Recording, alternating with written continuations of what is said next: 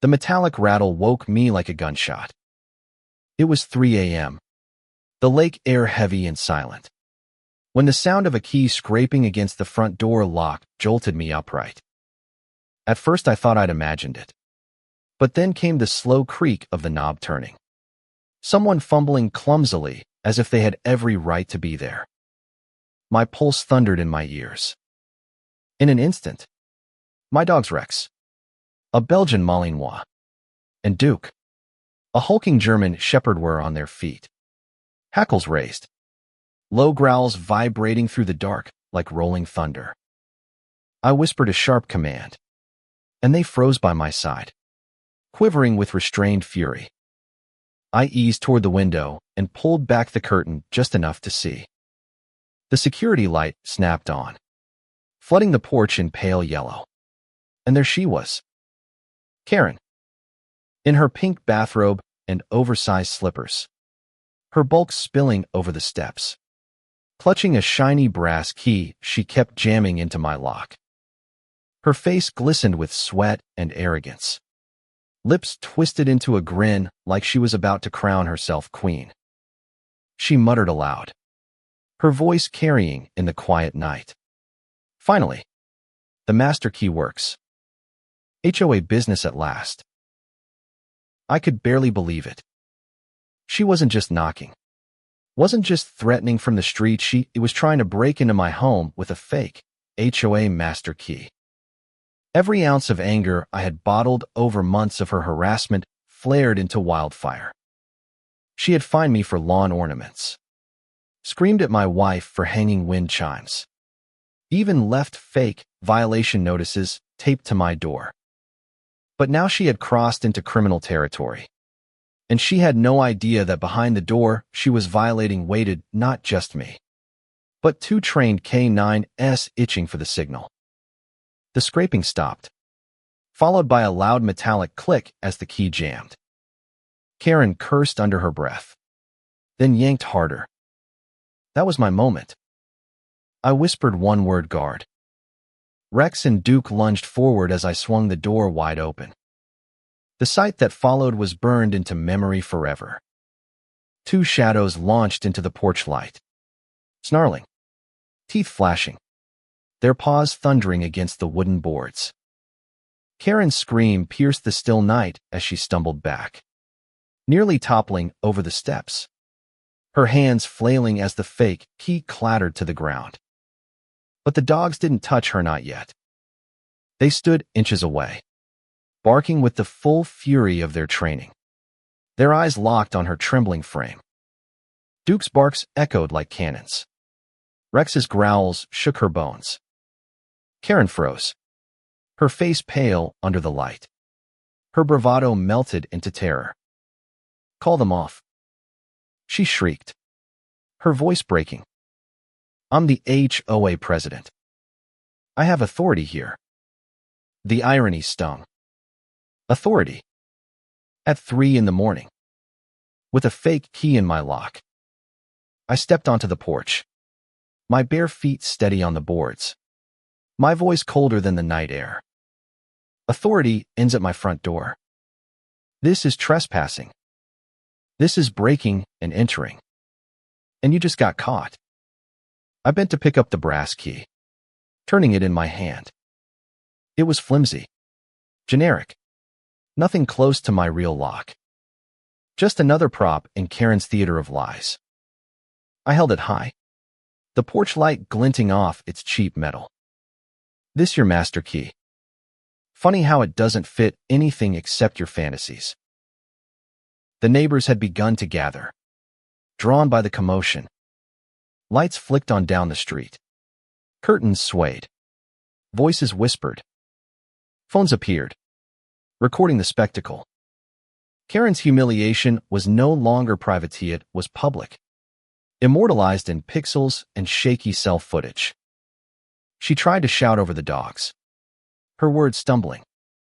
I was checking for safety. I was protecting the neighborhood. But her voice shook too badly, her excuses shredded by the evidence in my hand. That was when the twist came. From the shadows, A familiar voice called out Deputy Miller, the off-duty sheriff's deputy who lived 2 houses down. He walked into the glow of the porch light, his badge gleaming faintly on his belt. "Protecting the neighborhood?" he asked, his voice razor-sharp. "At 3 in the morning? With a fake key?" "Ma'am, that's called attempted burglary." The crowd gasped as Karen's mouth opened and closed like a drowning fish. She stammered something about HOA rights and board access. But Miller's hand was already on his radio. "Dispatch," he said calmly. "We have a situation. Possible B&E suspect. Multiple witnesses." Karen shrieked, lunging toward him, her robe flapping wildly. "You can't arrest me. I'm the president. I'm in charge here." But her voice had lost its grip on the crowd. Neighbors shook their heads, whispering about how she had finally gone too far. One man muttered, "I knew she was crazy, but not criminal." Another added, "She thought she owned us. Now look." The deputy stepped closer, his presence commanding. "Ma'am, stay where you are." Karen froze, trembling, her eyes darting to the barking K9s still standing guard. Their growls rumbled like engines, daring her to take another step. For once, Karen obeyed. Her empire of fear had been torn apart by the very dogs she thought she could control with a brass key. The street was alive with whispers, gasps, and the harsh rhythm of my dog's barks. Karen stood frozen, trembling on the porch steps, her robe slipping off one shoulder, her hair disheveled, her eyes darting like a trapped animal. For years she had stormed through our neighborhood with a false sense of power, issuing threats, fines, and humiliation. But now the spotlight of truth was too bright for her to escape. She looked around, desperate for someone to defend her, but all she found were phones raised high, recording every second of her downfall. Deputy Miller's voice was calm but sharp. "Ma'am, step back. Keep your hands where I can see them." Karen shook her head violently, her whole body trembling. "This isn't fair," she wailed. "You don't understand. I was only doing my duty. There are bylaws. There are safety codes." Her excuses melted into incoherent sobs as Miller took another step forward, his hand resting lightly on the radio strapped to his vest. "Breach of peace. Trespass. An attempted unlawful entry." He muttered more to himself than to her. "Not the kind of community service anyone needs." Karen tried to pivot, pointing at me with a stubby finger. "He's lying. He's the real criminal. He has dogs trained to attack. Look at them, look at their teeth. This was all a trap." Her words came out shrill and panicked, but the crowd didn't buy it. The neighbors had lived beside me for years. They had seen Rex and Duke play fetch with kids, guard our street during storms, and sit patiently while elderly folks scratched their ears. No one was fooled by her lies anymore. And then came the moment that changed everything. Lydia, my aunt, the same county records clerk who had once saved me in another battle against Karen, stepped forward from the crowd. Her silver hair glistened under the porch light, her voice steady as she addressed both the deputy and the neighbors. "This is not the first time she's crossed the line," she said, her tone like steel. "I have filed records of repeated false HOA documents from her. Notices with no legal backing. Tonight's stunt is just the latest in a pattern of abuse. And it ends here." Karen's eyes bulged. "Lies. All lies," she screamed. "She's covering for him. They're all against me." But even George and Denise, the board members who had shadowed her every move for years, stepped back into the crowd, their faces pale, their loyalty shattered. Denise whispered loudly enough for cameras to catch. She made us think we had no choice. She told us the HOA owned every house. We believed her. The crowd erupted in murmurs, outrage swelling like a storm. Parents pulled their kids closer, whispering about years of fear and fines. One man raised his voice, shaky with emotion. She charged me $300 for a fence she said was illegal. I tore it down. And now I find out it was a lie. His words ignited others. She tried to take my garden. She threatened to have my car towed. She sent letters to my mother saying she'd be evicted.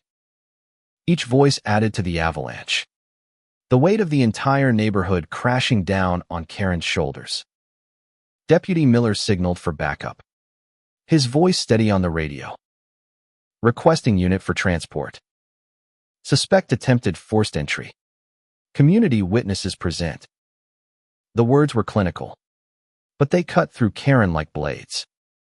She collapsed onto the porch step, sobbing into her robe. Her cries loud but empty. No longer the voice of power, but of a tyrant stripped bare. When the second cruiser arrived, the officers didn't hesitate. They lifted Karen gently but firmly to her feet, cuffed her hands behind her back, and began guiding her toward the car. The dogs barked one last time, not in rage but in triumph, their bodies relaxing as I gave the command to stand down. The neighbors cheered not wild, mocking cheers, but a collective exhale, a release of years of tension.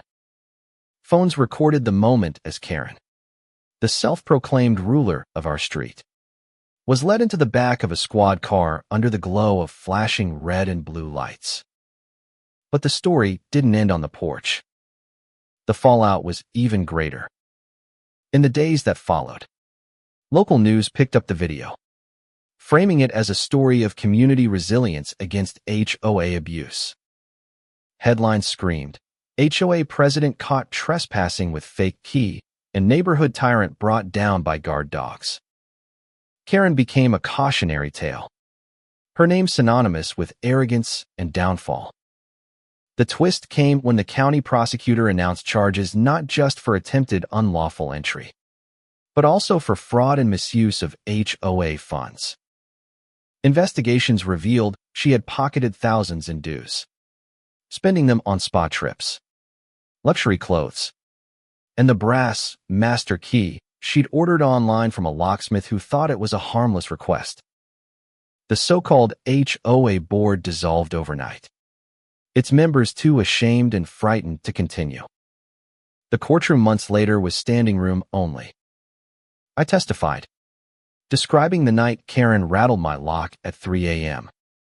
Lydia testified, presenting decades of records proving the HOA had no legal standing over my property. But the most powerful testimony came from the neighbors' mothers, fathers, retirees, all telling stories of years of intimidation. The jury's faces hardened with every word, the weight of Karen's cruelty sinking deep. When the verdict was read, the room shook with relief. Guilty. Restitution ordered to every family she had extorted. Banned from holding office in any community association again. A suspended sentence, with probation, counseling, and a requirement to pay back every stolen dollar. Karen sobbed, but her tears found no sympathy. She had chosen control over compassion, lies over truth, fear over community, and now she was paying the price. But the real ending wasn't about Karen. It was about us. Freed from her shadow, the neighborhood blossomed. People painted their houses vibrant colors, planted gardens without fear, hosted barbecues on weekends, and gathered openly without worrying about fake citations. My porch, once the stage of Karen's downfall, became a gathering spot for neighbors to share stories, food, and laughter. Rex and Duke were celebrated as heroes, kids hanging medals around their necks at a block party. The air felt lighter, freer, like chains had fallen off. Sometimes I still think about that night. The rattle of the key. The shriek of shock when the dogs lunged. The sight of Karen, once so arrogant, trembling as reality cornered her. She thought she could own us. But she learned that no fake key can ever unlock what's truly ours: dignity, truth, and the strength of a community united. So I ask you, when someone like Karen crosses every line, using lies and intimidation to steal power, do they deserve a second chance to change? Or is justice only served when they face the full weight of their downfall?